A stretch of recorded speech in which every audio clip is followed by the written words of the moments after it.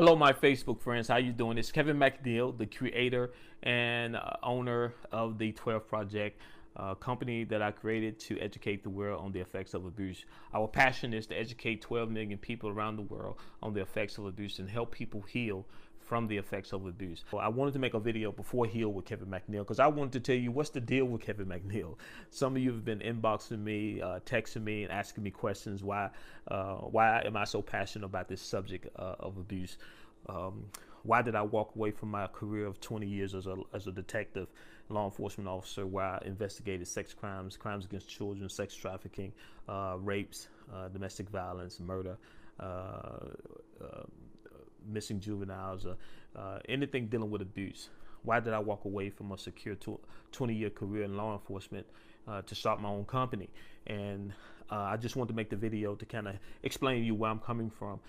I was doing my part as it pertains to holding people accountable, but my heart was with victims and helping victims and families heal from the effects of abuse. Because I discovered even after I made an arrest and closed the case, I would get 4 or 5 more cases. And it broke my heart to see families go through what they went through, even after I made an arrest. You know, after the victim was abused, they were left with the side effects of trauma.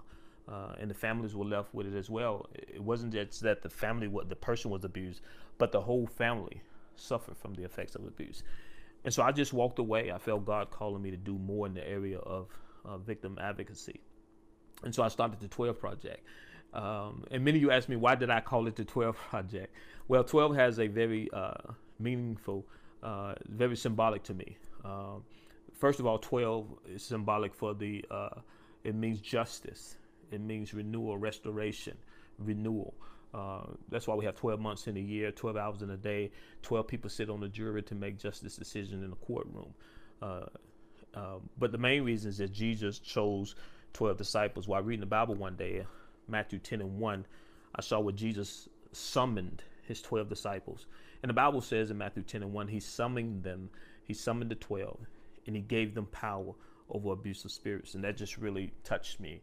And I was like, wow, you know, Jesus summoned the disciples to help people heal from abusive spirits.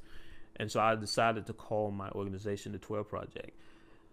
But that wasn't the real core at the heart of why I called it the 12 Project. The reason I really called it the 12 Project is because what happened to me at the age of 12.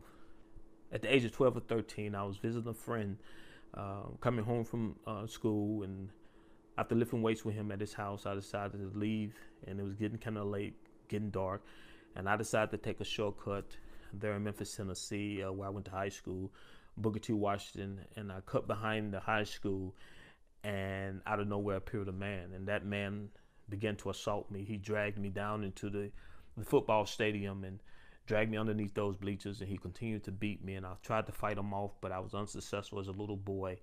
And then that man sexually assaulted me. He made me do some things that were unimaginable. And once he got done humiliating me, sexual assaulting me, then the man took his grown man hands and he placed them around my neck, and I pleaded for him not to kill me, but he began to squeeze as hard as he can and began to choke me until I began to gasp for air, and my life was beginning to escape my young, frail body. And I can never forget that all I could think about was my mom and my family finding me under those bleachers, dead, my lifeless, abused body. And I didn't want my mom to find me like that. And I never forget that going through my mind as this man is standing over me after he sexually molested me and assaulted me, and now he's attempting to kill me. That's all that went through my mind. And I decided to fight that man with everything I had. And I began to fight him with everything I had, and I was able to break his grasp. And I had enough room to run, and I ran as fast as I could, and I got to an open highway, and I darted in front of the highway. Cars began to go left and right. They thought I was a crazy person attempting to commit suicide.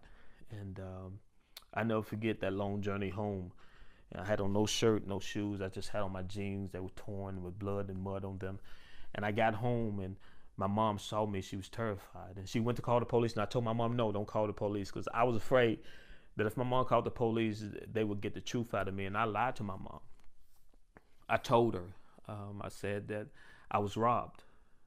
I was robbed. That the guys, about a group of guys who took my shoes and my shirt, and And she still wanted to call the police, but I begged her to, because I couldn't bear to tell the truth of what happened to me. It was embarrassing. It was shameful. And I beat myself up. I blamed myself. All kind of things went through my head. Like, why did I take that shortcut? Why didn't I fight him harder? Why did I let him do that to me? So all these things was just going through my head, and I was just so embarrassed and ashamed that I couldn't let my family know about this. I couldn't let my friends know about it, or people in the neighborhood, because I didn't know if I could live with that.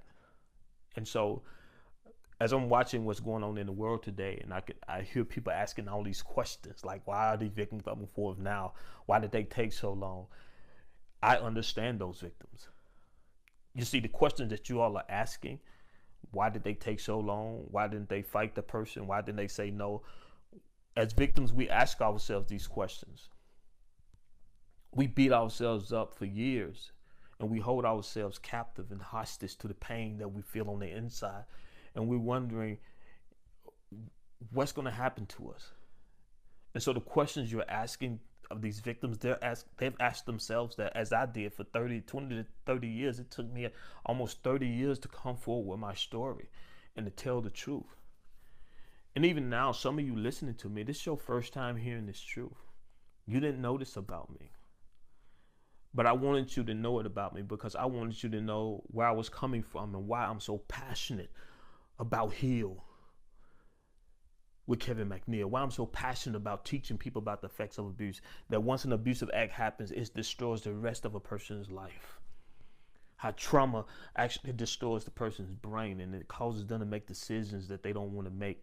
It makes them suicidal. It makes them more prone to addictive behavior. It destroys the brain, the very organ that controls all decision making and behavior. How the can be in good relationships, because the one relationship that matters the most, the one they have themselves, don't matter at all to them. See, I know what it's like to carry around a body for years that you don't even want. You feel trapped by something that you feel is used and abused and no good. What was given to you as a gift is not seen as a curse. I know that pain. And I want to help people heal from that pain. That's why I'm so passionate about what I do.